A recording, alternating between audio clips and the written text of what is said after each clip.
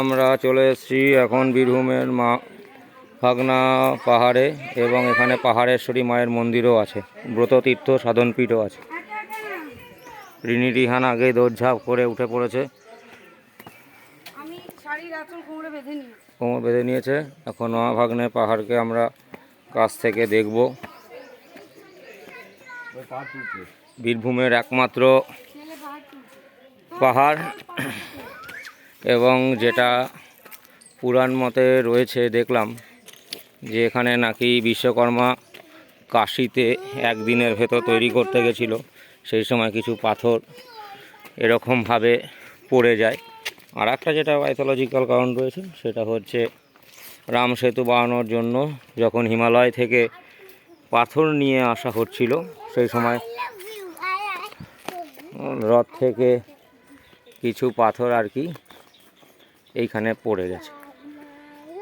তা যাই হোক, এখানে এসে আজকে মানুষের সঙ্গে খুব দেখা হলো, ভালোই লাগলো। দুবরাজপুরের ব্লকেও আছে। তা এই দুটো পাশাপাশি পাহাড়ের খণ্ড দীর্ঘদিন ধরে এমনভাবে রয়েছে, তা এখানে মা ভাগ্নের সেই সৌন্দর্যটা এখানে রয়েছে। একটি পাথর ওপর ঠিক সম্পূর্ণ পৃথক একটি পাথর আলাদাভাবে বসে রয়েছে। এই অদ্ভুত সৌন্দর্যটা দেখার জন্যই সবাই বারে বারে আসে। গাছপালা রয়েছে এবং এত সুন্দর ব্যালেন্সে রয়েছে এরা মানে অদ্ভুত সুন্দর একটা প্যাটার্নে এরা দাঁড়িয়ে রয়েছে। এখানে পুড়িয়েছে কিছু। তাই পাথরের মধ্যবর্তী জায়গায় কি কি আছে দেখে নিই। এখানে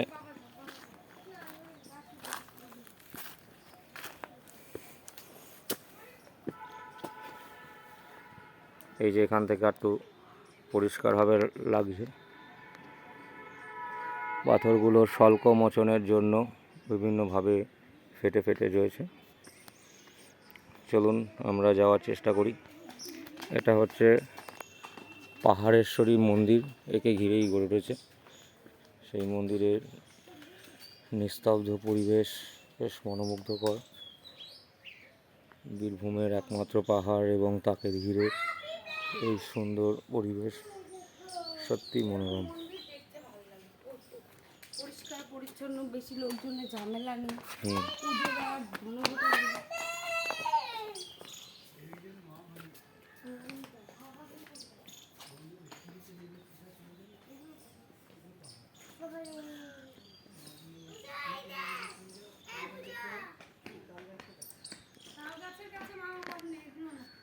কোথায়?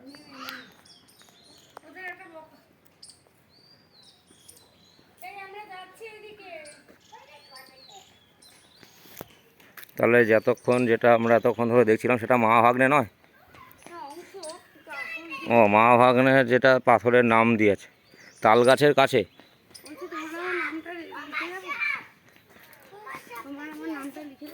হুম,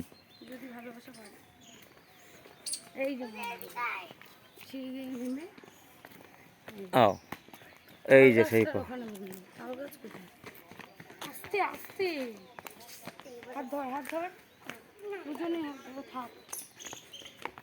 যাই হোক,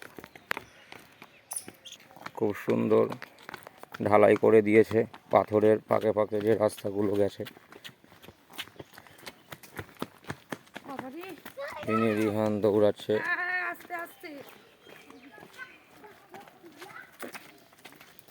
রিহান খুব দূরে এগিয়ে চলেছে।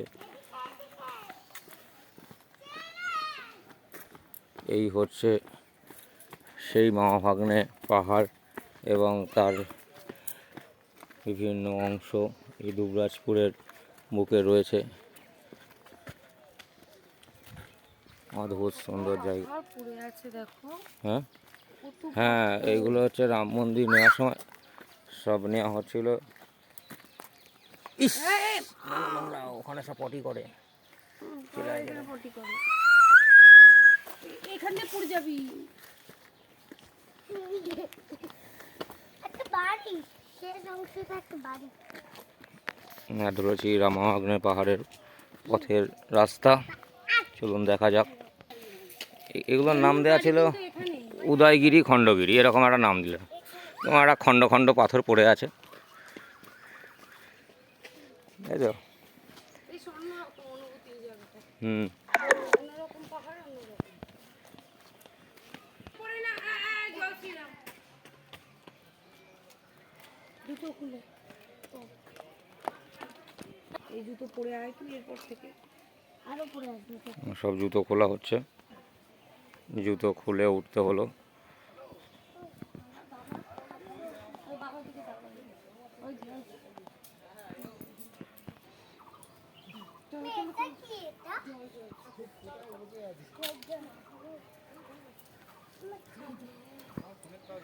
পড়ে যাবি জঙ্গল। এখান থেকে পুরো জঙ্গল, পাহাড়। এটা পাহাড়। ইয়েটা দেখা যায়। দেখে একটু দাঁড়া, দাঁড়া। পাহাড়। তাকা এদিকে, তাকা এদিকে, তাকা। বাবার দিকে। এই লাভ হয় না। আরে তুই বুঝতে পারছিস, এই যে বললো তাল গাছ, এই যে। ও এই তাল গাছের কাছে এই হচ্ছে মহাভাগ্নের পাহাড়।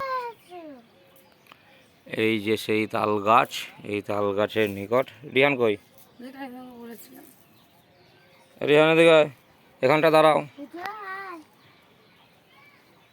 এখানে সবাই দাঁড়াও,